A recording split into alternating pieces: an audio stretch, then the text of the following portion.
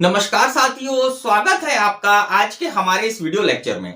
मित्रों, आज के इस वीडियो लेक्चर में हम चर्चा कर रहे हैं दहेज प्रतिषेध अधिनियम 1961 पर, डॉहरी प्रोहिबिशन एक्ट 1961 पर। मित्रों, इस एक्ट में जो है टोटल 13 सेक्शंस हैं, छोटा सा अधिनियम है। अब इन 13 सेक्शंस में से 10 सेक्शन जो है, 10 धाराएं जो है, जब ये एक्ट बना था 1961 में, तभी से प्रारंभ से ही जो है इस एक्ट में ये सेक्शंस थी।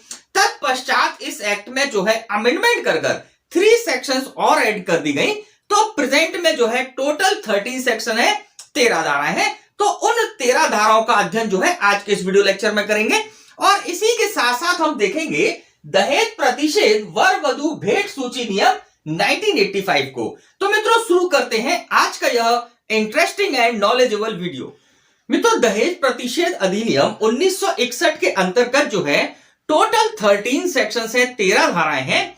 अब हम आपको यह भी बता दें कि ये जो 13 धाराएं हैं, 13 सेक्शंस हैं, इस एक्ट में जो है किसी भी चैप्टर्स में या किसी भी पार्ट में डिस्ट्रीब्यूट नहीं है। अब यहां पर जो है हम अध्ययन की दृष्टि से, स्टडी पॉइंट ऑफ व्यू से याद करने के लिए जो है इन सेक्शंस को, इन 13 सेक्शंस को जो है 4 पार्ट्स में डिस्ट्रीब्यूट कर रहे हैं, जिससे कि जब हम इन्हें लर्न करें तो हमें यह अच्छे से याद हो जाए। तो सबसे पहले पार्ट में जो है प्रिलिमिनरी प्रोविजंस हैं, प्रारंभिक बातें हैं, जो कि सेक्शन 1 और सेक्शन 2 में प्रोवाइडेड हैं। सेक्शन 1 में जो है इस अधिनियम का नाम, विस्तार, प्रारंभ के बारे में है, और सेक्शन 2 जो है डेफिनेशन के बारे में बात करती है, तो उसे अभी हम देखते हैं। तो यहां पर जो है टोटल 2 सेक्शंस हैं जो कि प्रिलिमिनरी बातें करती हैं। अब इसके बाद जो पार्ट सेकंड है, इसके अंतर्गत जो है पीनल सेक्शंस हैं, ऐसी धाराएं हैं जो कि दंड के प्रावधान करती हैं, जो कि कुल 5 धाराएं हैं, सेक्शन 3 से लेकर सेक्शन 6 तक।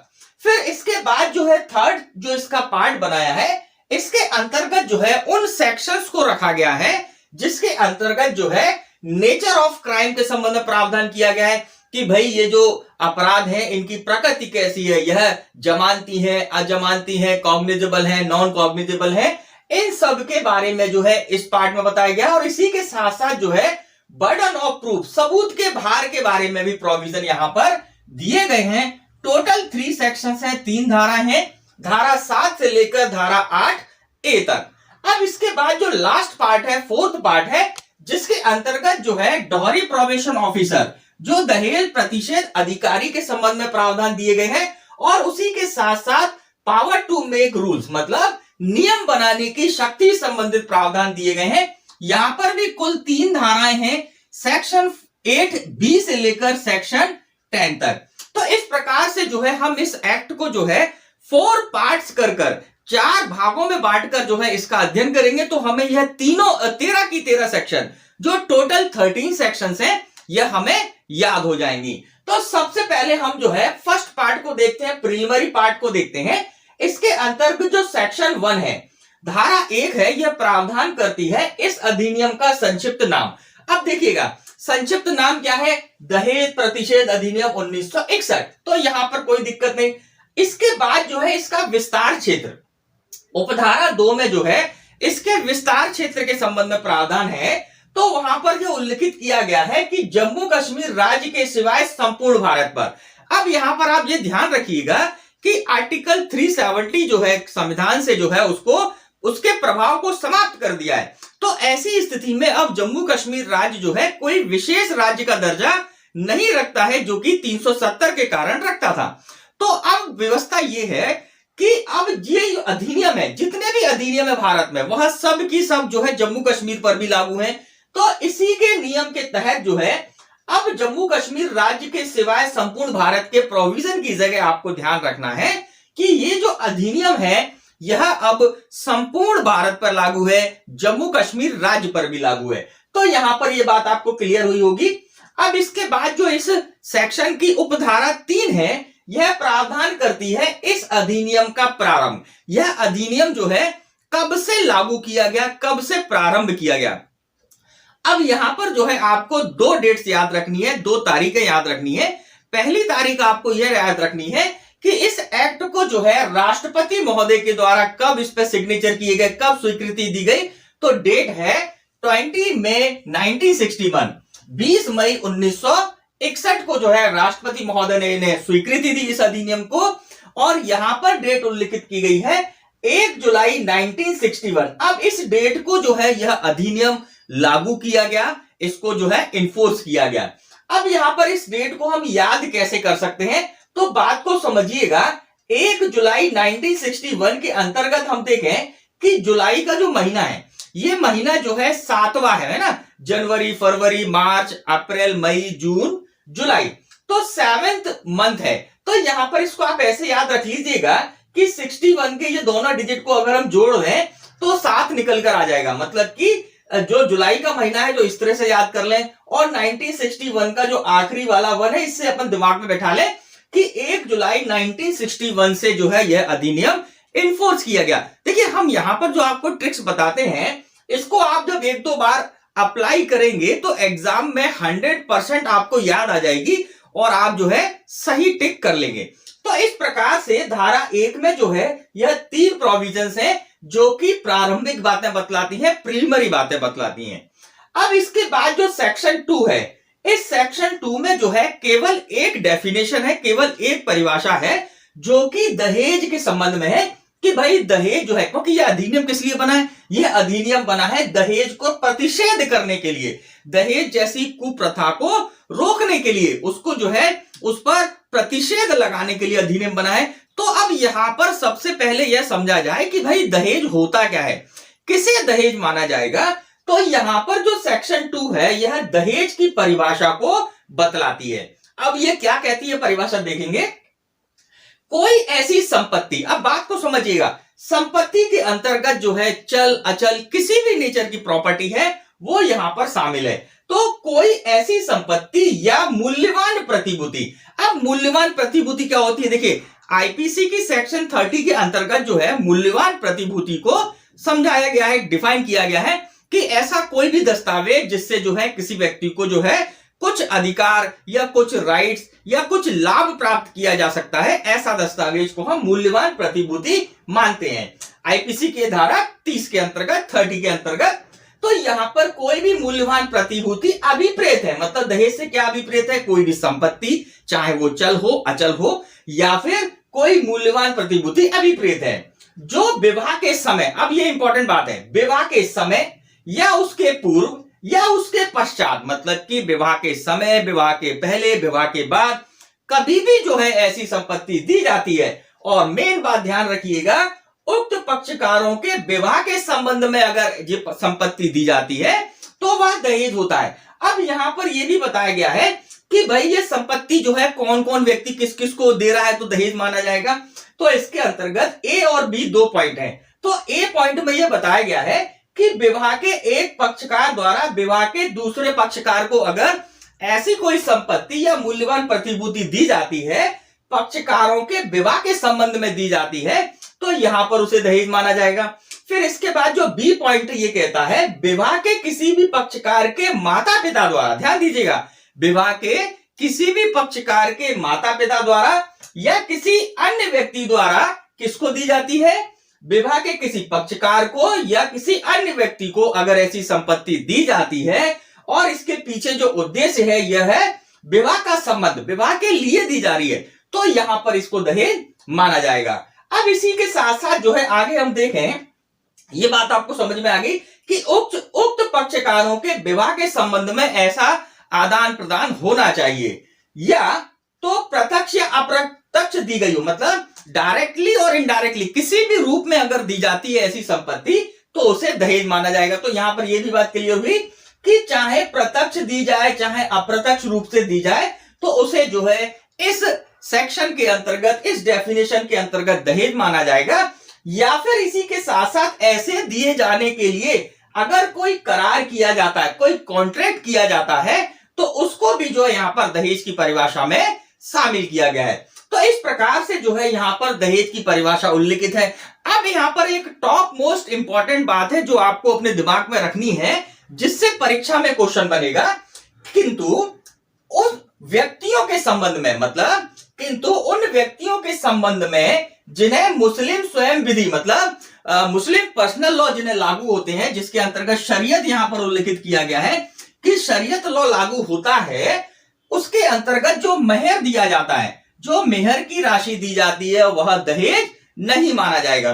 तो इसको आप आईएमपी लगा लीजिए कि मुस्लिम पर्सनल लॉज के अंतर्गत, मुस्लिम स्वयं विधि शरीयत के अंतर्गत अगर कोई व्यक्ति जो है मेहर अदा करता है या मेहर दिया जाता है तो उसको जो है दहेज के अंतर्गत शामिल नहीं किया जाता, वह दहेज नहीं होता है। तो यहां पर हमने देखा। फिर इसके बाद जो है इस सेक्शन में एक स्पष्टीकरण दिया गया है जहां पर मूल्यवान प्रतिभूति को बतलाया गया। तो सिंपल सी बात है, मैं आपको बता चुका हूं कि आईपीसी की जो सेक्शन 30 है वह मूल्यवान प्रतिभूति को परिभाषित करती है और जो वहां पर परिभाषित है उसी परिभाषा को यहां पर जो है मूल्यवान प्रतिभूति के लिए उपयोग किया जाएगा। तो यहां पर ये सारी बात क्लियर हुई। अब इसके साथ साथ जो एक केस है जो आप देख लीजिएगा, आपके लिए काम का रहेगा, दिलीप वर्सेस मध्य प्रदेश राज्य 2013 का केस है।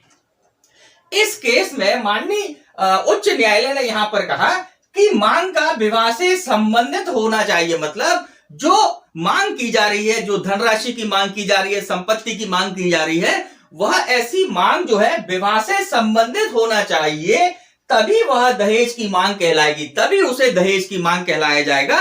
तो यहां पर जो है ऑनरेबल सुप्रीम कोर्ट ने, ऑनरेबल हाई कोर्ट ने भी इस बात को स्पष्ट किया है। और इसी के साथ साथ यहां पर जो है इस सेक्शन में भी उल्लिखित है कि उक्त पक्षकारों के विवाह के संबंध में जो है ऐसी मांग की जानी चाहिए। तो यहां पर जो है हमने इस सेक्शन को देखा, पार्ट फर्स्ट को देखा, जिसके अंतर्गत सेक्शन 1 और 2 है। अब हम देखते हैं सेकंड पार्ट में, जो कि दंड के प्रावधानों का उल्लेख करता है, धारा 3 से लेकर धारा 6 तक के प्रावधान।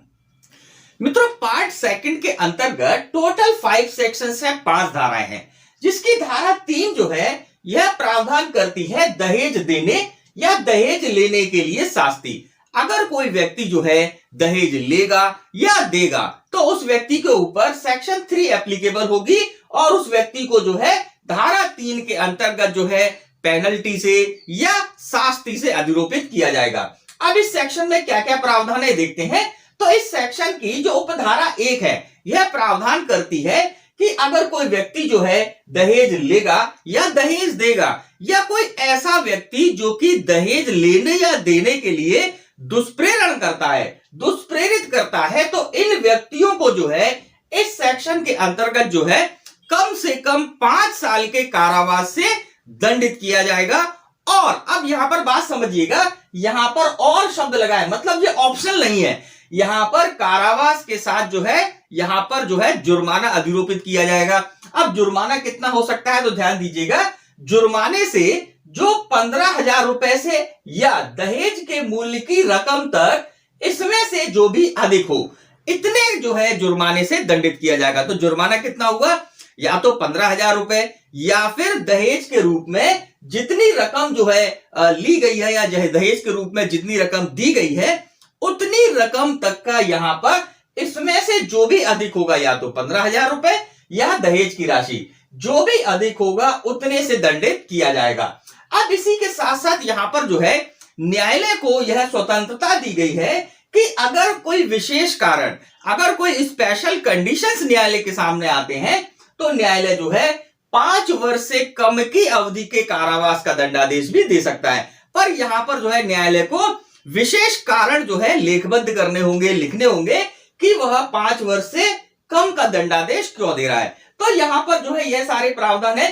अब इसके बाद इस सेक्शन में जो उपधारा 2 है यह प्रावधान करती है उन भेंटों के संबंध में, प्रेजेंट्स के संबंध में, कि शादी ब्याह में जो है कई प्रेजेंट्स आते हैं या गिफ्ट्स आते हैं, तो ऐसे प्रेजेंट्स के ऊपर जो है अगर लिया दिया जाता है तो उसको यहां पर छूट दी गई है।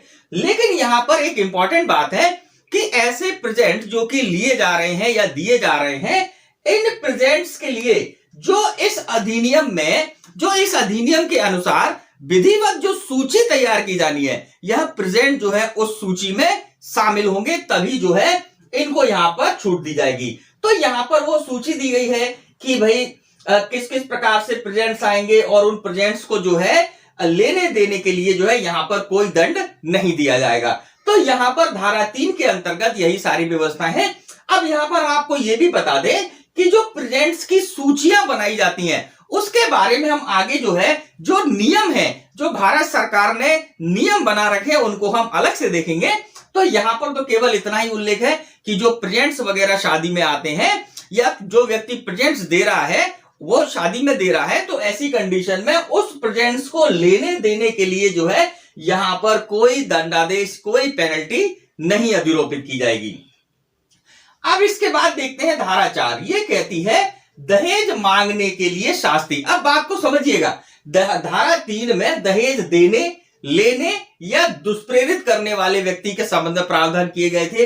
अब यहां पर धारा 4 में जो है ऐसे व्यक्तियों के संबंध में प्रावधान किए गए हैं जो कि दहेज मांगते हैं, जो कि विवाह के संबंध में जो है दहेज की मांग करते हैं, ऐसे व्यक्तियों को जो है दंडित किया जाएगा। अब इस सेक्शन में क्या प्रावधान है देखिएगा, तो इस सेक्शन के अंतर्गत जो दहेज की मांग करते हैं उन व्यक्तियों को जो है कम से कम 6 माह का कारावास जो कि 2 वर्ष तक का हो सकेगा। बात समझ में आ रही है?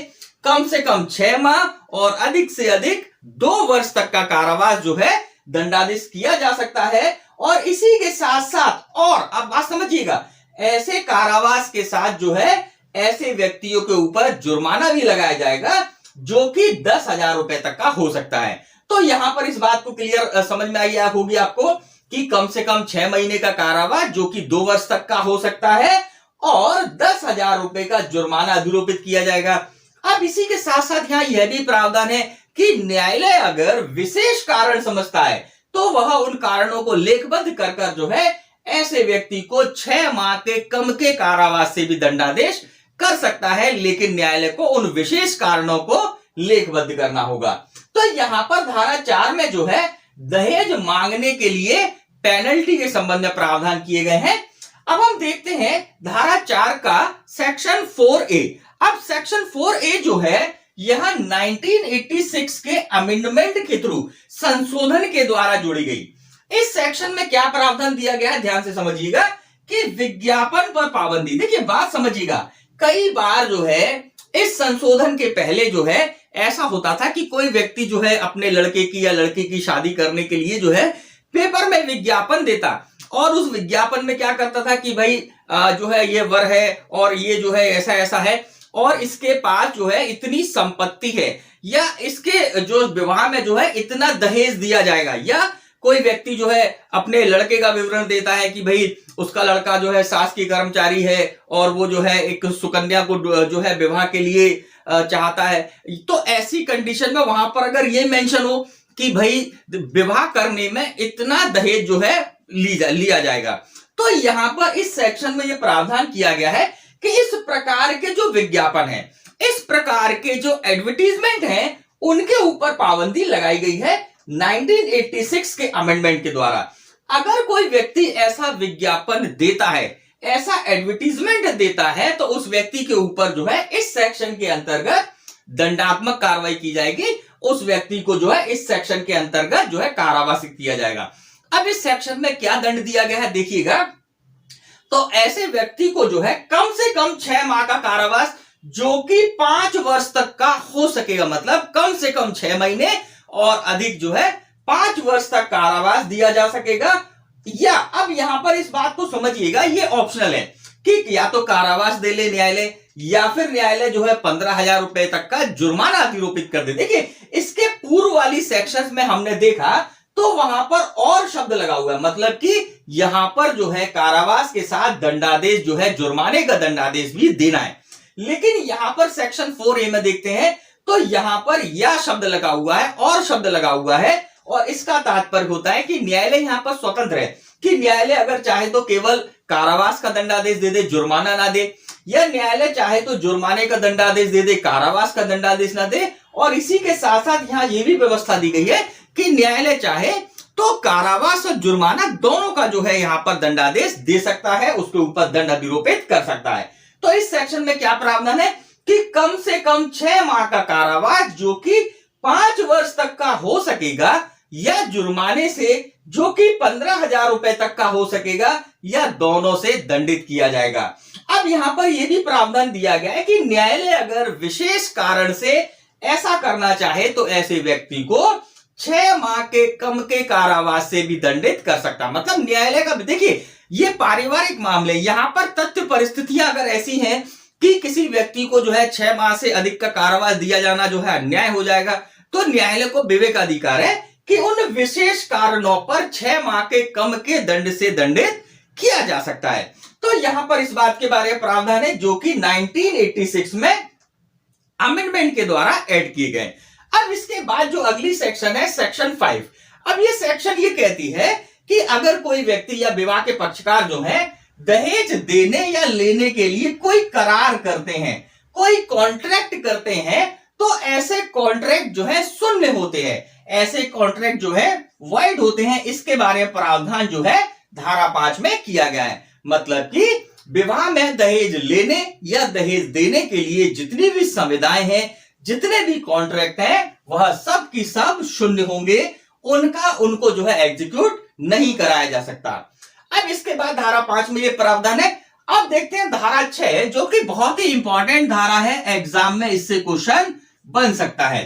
धारा 6 में प्रावधान किया गया है दहेज का पत्नी या उसके वारिस के फायदे के लिए होना। अब यहां पर बात को समझिएगा, बहुत ही इंपॉर्टेंट बात है कि मान लीजिए कि किसी व्यक्ति ने जो है विवाह में दहेज दिया और वो जो है दहेज ऐसी पत्नी या उसके वारिसों के पास ना होकर किसी अन्य व्यक्ति के पास है, तो यहां पर यह सेक्शन प्रावधान करती है कि ऐसा जो दहेज लिया या दिया गया है, तो वह जो दहेज है वह पत्नी या उसके वारिसों के फायदे के लिए ही होगा, उसे कोई अन्य व्यक्ति, कोई अन्य जो है उसका लाभ नहीं ले सकता। और अगर कोई व्यक्ति ऐसा करेगा तो इस सेक्शन में जो है दंड के प्रावधान है। तो देखते हैं क्या क्या प्रावधान करती है। तो इस सेक्शन की जो उपधारा 1 है, सब सेक्शन 1 है, ये प्रावधान करती है जहां कोई दहेज ऐसी स्त्री से भिन्न जिसके विवाह के संबंध में वह दिया गया है किसी व्यक्ति द्वारा प्राप्त किया जाता है, वहां वह व्यक्ति उस दहेज को, मतलब कि अगर कोई दहेज जो है उस स्त्री से भिन्न किसी व्यक्ति के द्वारा प्राप्त किया जाता है जिसकी शादी हुई है, तो ऐसी कंडीशन में वो व्यक्ति जिसने दहेज प्राप्त किया है वो क्या करेगा, यदि वह दहेज विवाह से पूर्व प्राप्त किया गया था, शादी से पहले ही जो है दिया गया था, तो विवाह की तारीख के पश्चात 3 माह के भीतर, जैसे शादी होती है उसके 3 महीने के भीतर जो है यह दहेज जो है वापस किया जाएगा। अब वापस किस किस को किया जाएगा नीचे हम देखेंगे। तो यहां पर टाइम पीरियड देखिएगा कि 3 माह के भीतर जो है उसे वापस करना होगा। फिर इसके बाद जो बी पॉइंट है ये कहता है यदि वह दहेज विवाह के समय या उसके पश्चात, मतलब ऊपर हमने क्या देखा, विवाह के पहले, अब यहां पर व्यवस्था दी गई है कि विवाह के समय दिया जाता है या विवाह के पश्चात दिया जाता है। तो विवाह के समय या पश्चात प्राप्त किया गया था, तो उसकी प्राप्ति की तारीख के पश्चात 3 माह के भीतर, मतलब जिस डेट को वह दहेज प्राप्त किया गया है उसके 3 माह के भीतर जो है क्या करना होगा, आगे दी गई सेक्शंस के अंतर्गत उन्हें जो है वापस करना पड़ेगा। और इसके बाद जो थर्ड पॉइंट है वो ये कहता है कि यदि वह उस समय जब वह स्त्री अवयस्क थी, मतलब कि जब दहेज दिया गया था तो वह स्त्री जो है अवयस्क थी, तो ऐसी स्थिति में क्या होगा, तो यहां पर प्रावधान किया गया है कि अगर वह स्त्री जो है अवयस्क थी तब प्राप्ति किया गया था, तो उसके 18 वर्ष आयु प्राप्त करने के पश्चात 3 माह के भीतर, मतलब जैसे ही वो महिला, वह स्त्री जो है 18 वर्ष की हो जाएगी, जैसे ही वह मेजर हो जाएगी, तो उस डेट से 3 माह के भीतर जो है ऐसे दहेज को क्या करना होगा, स्त्री को अंतरित कर देगा, उस महिला को उसको ट्रांसफर करना होगा। और अंतराल तक, मतलब जब तक वह दहेज की राशि वह व्यक्ति जो अन्य व्यक्ति है वो अपने पास रखता है, उसे न्यास के रूप में स्त्री के फायदे के लिए धारण करेगा। मतलब जितनी अवधि तक वह राशि जो है ऐसा व्यक्ति अपने पास रख रहा है, वह उस राशि का केवल न्यासी है, केवल ट्रस्टी है, और वह ट्रस्टी जो है उस राशि को जो है स्त्री के फायदे के लिए, उस महिला के लाभ के लिए जो है धारण करेगा। तो यहां पर उपधारा 1 में ये सारे प्रावधान है। अब देखते हैं उपधारा 2 के अंतर्गत ये व्यवस्था दी गई है कि मान लीजिए कोई व्यक्ति जो है ऐसा धनराशि अंतरित करने में, या वो दहेज की राशि जो है जो ले ली गई है वह उस स्त्री को अंतरित करने में असफल रहता है या असमर्थ रहता है, तो ऐसी स्थिति में उस व्यक्ति के ऊपर कितना दंडादेश लगाया जा सकता है। तो उपधारा 2 ये प्रावधान करती है कि ऐसे व्यक्ति को कम से कम 6 माह का कारावास या 2 वर्ष तक का, मतलब 6 माह से 2 वर्ष तक के कारावास से दंडादेश किया जा सकता है, या यहां पर जो है 5,000 रुपए से कम का नहीं होगा, 10,000 रुपए तक का हो सकेगा। मतलब 5,000 रुपए से 10,000 रुपए तक के जुर्माने से अधिरोपित किया जा सकता है। मतलब यहां पर न्यायालय उस व्यक्ति को या तो 6 महीने का कारावास से लेकर 2 वर्ष तक का कारावास दे सकती है, या न्यायालय जो है 5,000 रुपए से 10,000 रुपए तक का जुर्माना लगा सकती है, या कारावास और जुर्माने दोनों से जो है दंडादेश कर सकती है। तो यहां पर ये सारे प्रावधान है।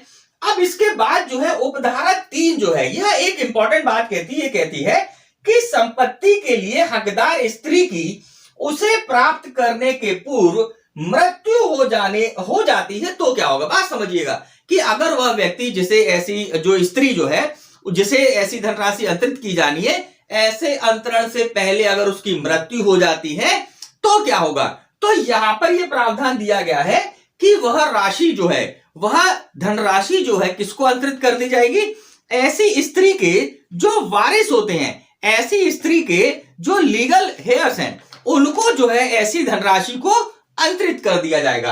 अब यहां पर एक परंतु भी दिया गया है। परंतु ये कहता है, परंतु जहां ऐसी स्त्री की मृत्यु उसके विवाह के 7 वर्ष के भीतर प्राकृतिक कारणों से अन्यथा हो जाती है, वहां ऐसी संपत्ति, मतलब किसी महिला की जो मृत्यु है विवाह के 7 वर्ष के भीतर हो जाती है, तो ऐसी स्थिति में यह जो धनराशि है, यह जो है दहेज की राशि है, इसको जो है कैसे अंतरित करना होगा। तो इसमें प्रावधान किया गया है, यदि उसकी कोई संतान नहीं है तो उसके माता पिता को अंतरित की जाएगी। मतलब अगर उसके बच्चे वगैरह नहीं है तो वह संपत्ति किसको अंतरित की जाएगी, उस स्त्री के माता पिता को अंतरित की जाएगी। या यदि उसकी संतान है तो उसकी ऐसी संतान को अंतरित की जाएगी, और ऐसे अंतरण तक ऐसे संतान के लिए न्यास के रूप में वह व्यक्ति संपत्ति को धारण कर सकता है। तो यहां पर प्रावधान किया गया है कि अगर विवाह के 7 वर्ष के भीतर, परंतु में प्रावधान किया गया अगर 7 वर्ष के भीतर उस महिला की मृत्यु हो जाती है और उसे वह दहेज की राशि अंतरित नहीं की गई है, तो वहां पर जो है वह संपत्ति या तो उसके संतानों को, अगर संतान नहीं है तो माता पिता को अंतरित होगी, या फिर उसके वारिसों को। तो यहां पर जो है इस बात के बारे में प्रावधान किए गए हैं। अब इसी के साथ साथ यहां पर जो है एक सेक्शन और जो है 1984 में सब सेक्शन 3A जोड़ी गई है, और 3 जो है ए जोड़ी गई है। अब इस सेक्शन में क्या प्रावधान किया गया, बात को समझिएगा कि न्यायालय जो है इस सेक्शन के तहत जब कार्यवाही करता है तो यहां पर न्यायालय क्या कर सकता है, न्यायालय जो है ऐसे दंडादेश देने के साथ साथ जो है ऐसी धनराशि को जिस व्यक्ति को प्रदान किया जाना है, जिस व्यक्ति को अंतरित किया जाना है, उसके बारे में भी जो है न्यायालय अपने आदेश में जो है निर्णय दे सकता है। तो यहां पर जो है ये सारी जो सेक्शंस हैं, ये 5 सेक्शन जो है यह दंड के प्रावधानों से संबंधित है। इन सेक्शंस में जो है दहेज प्रतिषेध अधिनियम के अंतर्गत दंड के प्रावधानों का उल्लेख किया गया है। अब हम देखते हैं इस एक्ट का जो 3rd पार्ट हमने बनाया है उस पर चर्चा करेंगे। मित्रों, पार्ट 3 के अंतर्गत टोटल 3 सेक्शंस है, section 7, section 8 and section 8A। अब यहां पर सेक्शन 7 में प्रावधान किया गया है अपराधों का संज्ञान। बात को समझिएगा, इस अधिनियम के अंतर्गत अपराधों का संज्ञान जो है कौन सा न्यायालय ले सकेगा, कौन सा मजिस्ट्रेट जो है इस अधिनियम के अंतर्गत अपराधों का संज्ञान लेने के लिए सक्षम है, इसके बारे में प्रावधान जो है सेक्शन 7 में किया गया है। इस सेक्शन में जो है टोटल 3 सब सेक्शंस हैं, 3 उपधाराएं हैं, जिसकी उपधारा 1 जो है प्रावधान करती है कि सीआरपीसी 1973 में किसी बात के होते हुए भी महानगर मजिस्ट्रेट या प्रथम वर्ग न्यायिक magistrate, judicial magistrate first class जो है जेएमएफसी जो है के न्यायालय से अगर कोई न्यायालय इस अधिनियम के अधीन किसी अपराध का विचारण नहीं करेगा। तात्पर्य यह है कि इस अधिनियम के अधीन आने वाले अपराधों का विचारण करने के लिए सक्षम जो है वह महानगर magistrate, judicial magistrate first class और इससे जो सीनियर मजिस्ट्रेट्स हैं, सीनियर कोर्ट्स हैं, उन्हीं को जो है इस अधिनियम के अंतर्गत आने वाले अपराधों के संबंध में संज्ञान लेने की सक्षमता है, वही जो है संज्ञान ले सकेंगे। इसकी उपधारा 2 जो है यह प्रावधान करती है कि कोई न्यायालय इस अधिनियम के अधीन किसी अपराध का संज्ञान जो है किन किन तरीकों से या किन किन आधारों पर कर सकता है। तो यहां पर प्रावधान किया गया है कि अपनी जानकारी पर, मतलब इन मजिस्ट्रेटों को अगर किसी सोर्स से पता चलता है तो अपनी स्वयं की जानकारी पर जो है यह संज्ञान ले सकते हैं, या फिर पुलिस रिपोर्ट पर, न्यायालय में पुलिस रिपोर्ट दाखिल की गई है तो उस पर यह संज्ञान ले सकते हैं। इसी के साथ साथ अपराध से व्यथित व्यक्ति या उसके माता पिता या नातेदार द्वारा अगर कंप्लेंट दायर की गई है, अगर परिवाद किया गया है तो जो है उस पर भी जो है क्या किया जा सकता है, अपराधों का संज्ञान लिया जा सकता है। अथवा किसी मान्यता प्राप्त कल्याण संस्था या संगठन के द्वारा परिवाद पर संज्ञान लिया जा सकता है। अब यहां पर बात को समझिएगा कि मान्यता प्राप्त कल्याण संस्था या संगठन से तात्पर्य यहां पर क्या है, तो इसके संबंध में इसी सेक्शन में स्पष्टीकरण दिया गया है, जिसके अंतर्गत यह उल्लेख किया गया है कि ऐसी संस्था जिसे केंद्र सरकार या राज्य सरकार ने मान्यता प्राप्त की हुई है, वह संस्था इस सेक्शन के अंतर्गत मान्यता प्राप्त कल्याण संस्था या संगठन माना जाएगा। और उनके द्वारा भी अगर परिवाद दाखिल किया जाता है इस अधिनियम के किसी अपराध के संबंध में, तो उस पर भी जो है यह न्यायालय संज्ञान ले सकते हैं। फिर इसके बाद जो इसका सी पॉइंट है, मतलब उपधारा 1 का जो तीसरा खंड है, ये कहता है कि महानगर मजिस्ट्रेट या metro judicial magistrate first class जो है इस अधिनियम द्वारा प्राधिकृत कोई भी दंडादेश पारित कर सकते हैं। तात्पर्य यह है कि इन दोनों मजिस्ट्रेट या इनसे सीनियर कोर्ट्स को जो है इस अधिनियम के अंतर्गत आने वाले अपराधों के संबंध में कोई भी दंडादेश जो कि इस अधिनियम में प्राधिकृत है, वह दंडादेश देने की शक्ति प्रदान की गई है। फिर इसके बाद हम देखें इस सेक्शन में जो उपधारा 2 है, सब सेक्शन 2 है, ये कहती है कि सीआरपीसी 1973 के अध्याय 36 चैप्टर 36 में जो बताया गया है, इस सीआरपीसी में अपराधों के संबंध में जो है लिमिटेशन के संबंध में प्रावधान दिए गए। ध्यान दीजिएगा कि सीआरपीसी के चैप्टर 36 के अंतर्गत जो है ऐसे अपराधों की लिमिटेशंस का उल्लेख किया गया है जो कि 3 वर्ष से कम के दंड से दंडनीय है। वहां पर उल्लेख किया गया है कि वे अपराध जो कि जुर्माने से दंडनीय है उनमें लिमिटेशन पीरियड 6 माह होगा।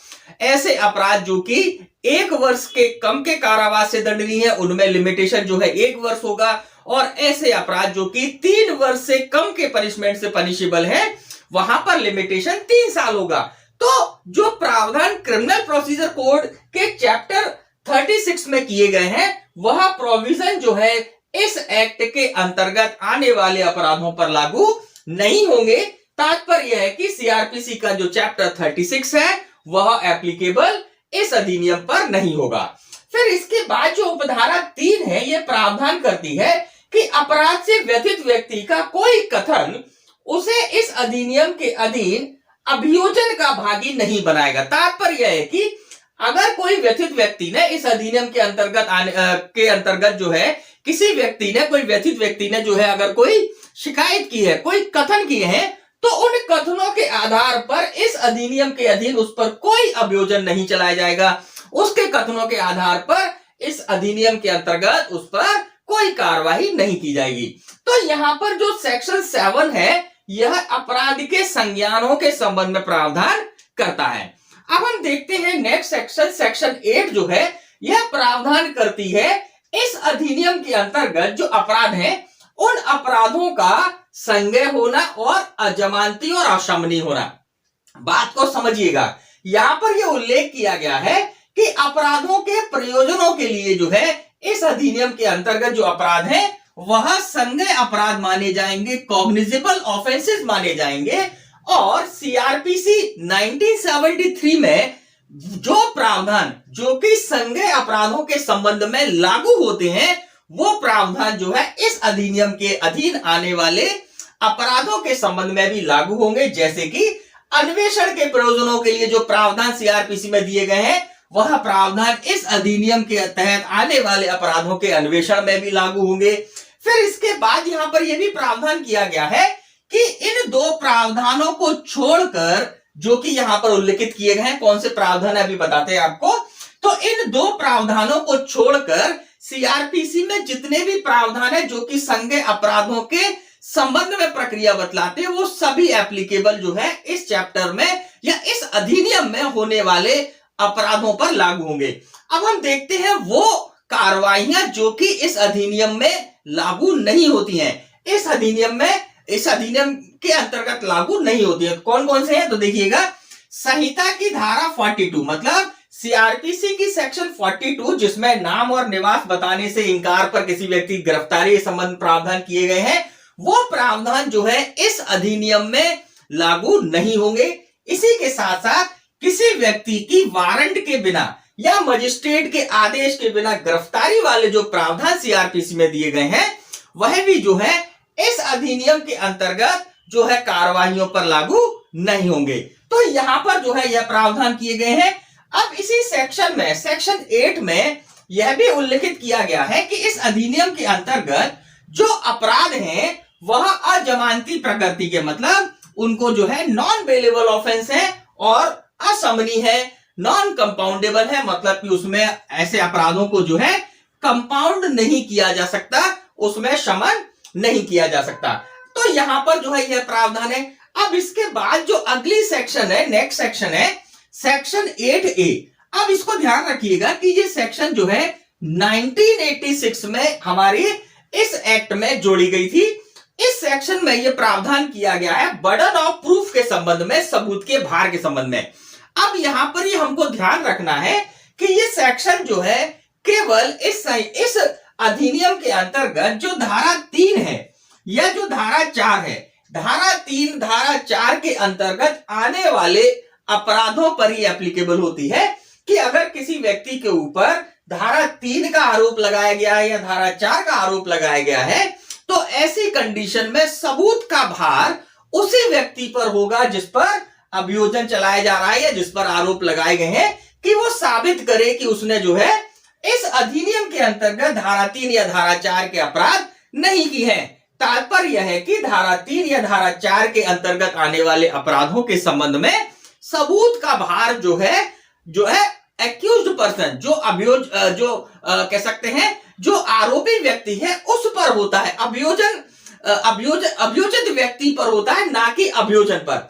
बात को समझिएगा, इंडियन एविडेंस एक्ट में जो है सेक्शन 101 में जो है अभियोजन के साक्ष्य के संबंध में प्रावधान किए गए हैं कि अभियोजन का साक्ष्य जो है किस पर होगा, लेकिन वह जो प्रावधान है वह उसके एक्सेप्शंस क्या कहते हैं, जहां पर कि किसी विशेष परिस्थितियों के बारे में, जहां पर कि न्यायालय ने किसी विशेष रूप से जो है सबूत के भार के बारे में प्रोविजन कर दी है, वहां पर वह सिद्धांत लागू नहीं होता है। तो यहां पर जो प्रावधान किए गए हैं वो सिंपल सी बात है कि ऐसे व्यक्ति जिसको कि इस अधिनियम के अंतर्गत अभियोजित किया गया है धारा 3 और धारा 4 के अंतर्गत, तो वह साबित करेगा कि उसने जो है अपराध नहीं किया है, अन्यथा न्यायालय तो यह मानकर चलेगा कि उस व्यक्ति ने अपराध किया है। तो यहां पर जो है यह सारे प्रावधानों का उल्लेख है। पार्ट 3 के अंतर्गत हमने जो है सेक्शन 7, सेक्शन 8 और सेक्शन 8A को देखा। अब हम देखते हैं पार्ट 4 के अंतर्गत जो है 3 सेक्शंस हैं वो क्या कहती हैं। मित्रों, पार्ट 4 के अंतर्गत टोटल 3 सेक्शंस हैं, सेक्शन 8B, सेक्शन 9 और सेक्शन 10। ये तीनों ही सेक्शन जो है ध्यान रखिएगा, इन तीनों सेक्शंस में कोई भी जुडिशियल फंक्शंस नहीं किए जा रहे हैं, कोई भी जुडिशरी से संबंधित प्रावधान नहीं है। अब यहां पर हम सेक्शन 8B को देखें, यह सेक्शन जो है 1986 में अमेंडमेंट के थ्रू जोड़ी गई है। अब इस सेक्शन में क्या प्रावधान किए गए हैं, इसमें प्रावधान किया गया है दहेज प्रतिषेध अधिकारी के संबंध में कि राज्य सरकार जो है दहेज प्रतिषेध अधिकारी की नियुक्ति करेगी या इतने दहेज प्रतिषेध अधिकारी की नियुक्ति करेगी जितने की आवश्यक हो। अब यहां पर जो है इस सेक्शन में दहेज प्रतिषेध अधिकारी की क्या शक्तियां होंगी, क्या कृत्य होंगे, इनके बारे में भी उल्लेख किया गया है। और इसी के साथ साथ इस अधिनियम की धारा 8B के अंतर्गत पुलिस अधिकारी की शक्तियां जो है दहेज प्रतिषेध अधिकारी को प्रदान किए जाने के संबंध में भी प्रावधान किए गए हैं कि दहेज प्रतिषेध अधिकारी को जो है पुलिस अधिकारी की शक्तियां जो है प्रदत्त की जा सकती हैं, राज्य सरकार जो है उन्हें प्रदत्त कर सकती है। अब इसके बाद जो है यह भी प्रावधान किया गया है कि दहेज प्रतिषेध अधिकारी को सलाह के लिए और सहायता प्रदान करने के लिए जो है राज्य सरकार जो है एक सलाहकारी बोर्ड की नियुक्ति भी कर सकती है कि भाई जो दहेज प्रतिषेध अधिकारी है, दहेज प्रतिषेध अधिकारी को सलाह देने के लिए, उसकी कह सकते हैं सहायता के लिए एक सलाहकारी बोर्ड की नियुक्ति जो है राज्य सरकार करेगी। अब यहां पर जो है यह प्रावधान है। अब इसके बाद हम देखें सेक्शन 9 के अंतर्गत जो है केंद्र सरकार की नियम बनाने की शक्ति है। अब यहां पर यह इंपॉर्टेंट बात है कि धारा 9 के अंतर्गत जो है यह शक्ति किसको दी गई है? केंद्र सरकार को। इस अधिनियम के सुचारू कह सकते हैं क्रियान्वयन के लिए केंद्र सरकार जो है नियम बना सकती है, दहेज प्रतिषेध करने के लिए जो है नियम बना सकती है। इसी सेक्शन के तहत जो है केंद्र सरकार ने दहेज प्रतिषेध वर वधू भेंट सूची नियम 1985 बनाए हैं। अब यहां पर जो है यह भी प्रावधान किया गया है कि केंद्र सरकार जब यह नियम बनाएगी तो ऐसे नियमों को जो है संसद के प्रत्येक सदन के समक्ष रखा जाएगा। जब वह सदन जो है सत्र में हो तो 30 दिन की अवधि के लिए, ध्यान रखिएगा 30 डेज की अवधि के लिए रखा जाएगा। और अगर सदन ऐसे नियमों को पारित कर देता है तो वो नियम परमानेंट हो जाएंगे, और अगर पारित नहीं करता है तो उन नियमों को समाप्त कर दिया जाएगा। लेकिन जो प्रोसीडिंग उन नियमों के तहत हो गई है उनको यथावत रखा जाएगा।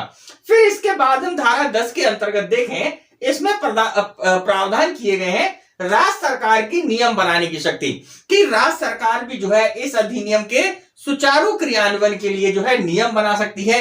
अब यहां पर यह भी ध्यान रखिएगा कि राज्य सरकार ने जो है यहां पर धारा 8B के अंतर्गत दहेज प्रतिषेध अधिकारी की नियुक्ति की है। तो इस दहेज प्रतिषेध अधिकारी के पास क्या क्या शक्तियां होंगी, उन्हें जो अतिरिक्त शक्तियां देनी है और भी कोई विशेष पावर या फंक्शंस के लिए उसको जो है प्राधिकृत करना है, तो राज्य सरकार जो है धारा 10 के अंतर्गत जो है यह कर सकती है। और भी कोई कार्रवाई अगर राज्य सरकार करना चाहे इस अधिनियम को सुचारू रूप से या इस अधिनियम को लागू करने के लिए। अब यहां पर यह भी प्रावधान किया गया है कि राज्य सरकार जब ऐसे नियम बनाएगी तो ऐसे नियमों को यथाशीघ्र जो है राज्य के विधानमंडल के समक्ष रखा जाएगा और राज्य का विधानमंडल जो है उस पर विचार कर सकेगा। तो यहां पर जो है हमने सेक्शन 10 तक देखा। इस एक्ट के अंतर्गत जो है दहेज प्रतिषेध अधिनियम के अंतर्गत जो है टोटल 13 सेक्शंस थी, सेक्शन 1 से लेकर सेक्शन 10 तक, जिसमें 3 सेक्शन जो है अमेंडमेंट के थ्रू जोड़ी गई। तो टोटल 13 सेक्शंस इस एक्ट में थी, तो उनका अध्ययन जो है हमने यहां पर किया। अब हम देखते हैं दहेज प्रतिषेध वर वधू भेंट सूची नियम 1985 के अंतर्गत क्या प्रावधान किए गए हैं। मित्रों, अब हम देख रहे हैं दहेज प्रतिषेध वर वधू भेंट सूची नियम 1985। इन नियमों को जो है केंद्र सरकार ने, सेंट्रल गवर्नमेंट ने जो है दहेज प्रतिषेध अधिनियम की धारा 9 के अंतर्गत जो केंद्र सरकार को नियम बनाने की शक्ति दी गई है, इस शक्ति का प्रयोग करते हुए जो है केंद्र सरकार ने भेंट सूची के संबंध में, वर वधू को जो भेंट दिए जाते हैं इनके संबंध में जो है सूची रखने के संबंध में जो है नियमों को यहां पर प्रावधानित किया है। अब इन नियमों के अंतर्गत देखें तो मुख्य रूप से 2 नियम है और एक जो है यहां पर एनेक्सर है, जिसका नियम 1 जो है केवल इतना सा बतलाता है कि ये जो दहेज प्रतिषेध वर वधू भेंट सूची है इसका संक्षिप्त नाम क्या होगा। तो सिंपल सी बात है, संक्षिप्त नाम जो कि वर वधू भेंट सूची नियम 1985 है, कोई दिक्कत नहीं यहां पर। अब ये प्रारंभ कब से होंगे तो बात को समझिएगा। यहां पर जो है 2 अक्टूबर 1985 से इन्हें प्रवृत्त किया गया है। जिस डेट को दहेज प्रतिषेध संशोधन अधिनियम 1984 को प्रवृत्त किया गया था उसी डेट से यह नियम भी प्रवर्तन में है। अब यहां पर जो है जो नियम 2 है, देखा जाए तो यह ही मुख्य नियम है। अब यहां पर क्या किया गया है, यहां पर जो है नियम जिनके अनुसार भेंट सूचियां रखी जाएंगी, वो नियम जिसके अनुसार जो है वर वधू को भेंट सूचियां अपने पास रखनी है, भेंट सूचियां जो है निष्पादित करके रखनी है, जिससे कि आगे अगर भविष्य में जरूरत पड़े तो उनका उपयोग किया जा सके, तो उनके संबंध में नियम दिए गए हैं। अब यहां पर बतलाया क्या गया है, बात को समझिएगा। यहां पर बतलाया गया है कि एक सूची जो है वधु रखेगी। ऐसे प्रेजेंट जो है, ऐसी भेंटें जो कि वधु को दी जाती है उनकी सूची वधु रखेगी। फिर एक सूची वर रखेगा, मतलब ऐसी भेंट जो कि वर को दिए जा रहे हैं उनके संबंध में सूची जो है वर अपने पास रखेगा। और ये सूचियां जो है लिखित रूप में होंगी, इन सूचियों को जो है रिटन फॉर्म में होना होगा। और जब ये सूचियां लिखित की जाएंगी तो इन सूचियों में निम्नलिखित वर्णन होगा। बात समझिएगा, वर्णन क्या क्या होगा देखते हैं। निम्नलिखित वर्णन होंगे, जैसे कि प्रत्येक भेंट का संक्षिप्त विवरण होगा। जो भी प्रेजेंट्स आए हैं उनका जो है संक्षिप्त उसमें विवरण किया जाएगा।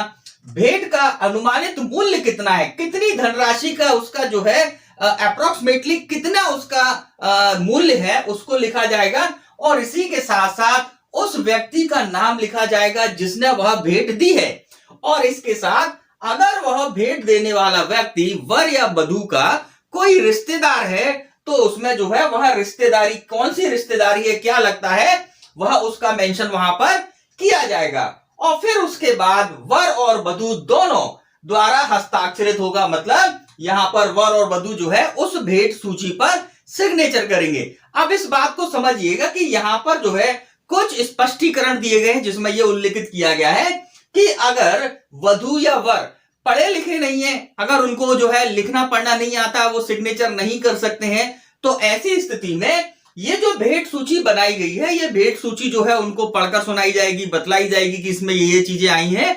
और उसके बाद वह व्यक्ति जो है ऐसी भेंट सूची पर ऐसे वर या वधु से जो है सिग्नेचर की जगह थंब इंप्रेशन, अंगूठा लगवा सकता है, अंगूठा लगाया जा सकता है। फिर यहां पर यह भी उल्लेख किया गया है कि अगर वर या वधु जो है यह चाहे कि उस भेंट सूची पर उनका कोई रिश्तेदार, जो भी उनका रिलेटिव है, वो उस पर सिग्नेचर करे, या फिर उस उत्सव में, विवाह में कोई अन्य व्यक्ति आए हैं वह उस पर सिग्नेचर करे, तो यहां पर जो है उनके सिग्नेचर भी प्राप्त उस सूची पर किए जा सकते हैं। तो जो नियम 2 है इसके अंतर्गत यही सारी बातें हैं। अब इसके बाद इसमें एक अनेक्शर है। इस अनेक्शर में जो है भारतीय दंड संहिता, दंड प्रक्रिया संहिता और भारतीय साक्ष्य अधिनियम की कुछ धाराओं को समाहित किया गया है। जैसे कि हम देखें, भारतीय दंड संहिता 1860 की अध्याय 20 का के अंतर्गत पति या पति के नातेदार द्वारा क्रूरता के विषय में जो है प्रावधान किए गए हैं। यहां पर धारा 498 को जो है लिया गया है। धारा 498 के अंतर्गत प्रावधान किए गए हैं आईपीसी की, किसी स्त्री के पति या पति के नातेदार द्वारा उसके प्रति क्रूरता करना। अब यहां पर अगर क्रूरता की गई है तो आईपीसी में दंड दिया गया है, तो यहां पर इस सेक्शन को लिया गया है एनेक्शर में। फिर इसके बाद हम सीआरपीसी के अंतर्गत देखें तो सीआरपीसी में जो है यहां पर 3 धाराएं ली गई हैं। सेक्शन 174 जो प्रावधान करती है आत्महत्या आदि पर पुलिस का जांच करना और उसकी रिपोर्ट देने के संबंध में। फिर इसके बाद जो है सेक्शन 176 लिया गया है जो कि मृत्यु के कारण की मजिस्ट्रेट द्वारा जांच किए जाने के संबंध में प्रावधान करती है सीआरपीसी में। और फिर इसके बाद सेक्शन 198A ये कहती है भारतीय दंड संहिता की धारा 498 के अधीन अपराधों का अभियोजन जो है किस प्रकार चलाया जाएगा या कैसे उसमें प्रावधान है, इनका उल्लेख जो है सीआरपीसी की सेक्शन 198 के अंतर्गत किया गया है। फिर यही एनेक्शर्स के अंतर्गत जो है इंडियन एविडेंस एक्ट के अंतर्गत या इंडियन एविडेंस एक्ट से यहां पर लिया गया है सेक्शन 130A, धारा 113A यहां पर ली गई है। किसी विवाहित स्त्री द्वारा आत्महत्या के दुष्प्रेरण के बारे में उपधारणाएं जो कि इंडियन एविडेंस एक्ट में दी गई। तो एनेक्शर में जो है यह सारी चीजें यहां पर ली गई हैं। आप जो है इनको दिमाग में रखिएगा कि एविडेंस एक्ट से कौन सी धारा ली गई है, सीआरपीसी से कौन कौन सी धारा एनेक्शर में शामिल की गई है, आईपीसी से कौन सी धारा एनेक्शर में ली गई है। और इसी के साथ साथ इन सारी सूचियों में आपको जो मेन बात याद रखनी है जो एग्जाम में पूछी जा सकती है, एक तो यहां पर ये लागू कब से की गई, तो 2 अक्टूबर 1985 से लागू की गई है। और ये सूची जो है किसने बनवाई है, या मतलब किसने जो है जारी की है, तो ध्यान रखिएगा केंद्र सरकार ने ये नियम बनाए हैं। और किस शक्ति के तहत, तो दहेज प्रतिषेध अधिनियम की धारा 9 में जो केंद्र सरकार को नियम बनाने की शक्ति है, उन्हीं शक्ति का उपयोग करते हुए केंद्र सरकार ने यह नियम यहां पर प्रदान किए हैं, जो है इनका प्रावधान किया है। मित्रों, इसी के साथ आज का यह वीडियो लेक्चर हम यहीं पर समाप्त करते हैं। आज के इस वीडियो लेक्चर में हमने जो है दहेज प्रतिषेध अधिनियम 1961 का अध्ययन किया और इसी के साथ साथ हमने दहेज प्रतिषेध वर वधु भेंट सूची 1985 का अध्ययन किया। तो मित्रों, इसी के साथ आज का यह वीडियो लेक्चर हम यहीं पर समाप्त करते हैं। आपसे मुलाकात होगी हमारे नेक्स्ट वीडियो लेक्चर में। नमस्कार, जय हिंद, जय भारत।